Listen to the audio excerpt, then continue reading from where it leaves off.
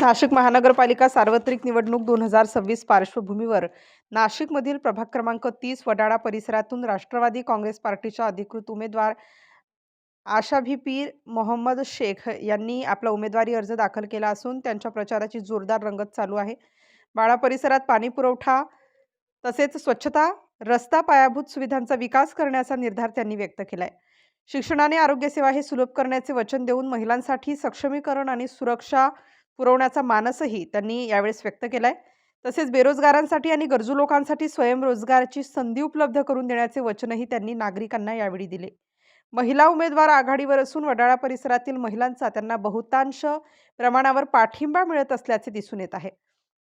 तर येत्या निवडणुकीत राष्ट्रवादी काँग्रेस पक्षातर्फे आषाढी पीर मोहम्मद शेख यांना निवडून देण्यास घड्याळ या निशाणीवर बोट दाबून त्यांनी विजयी करण्याचे आश्वासन दिलेले आहे.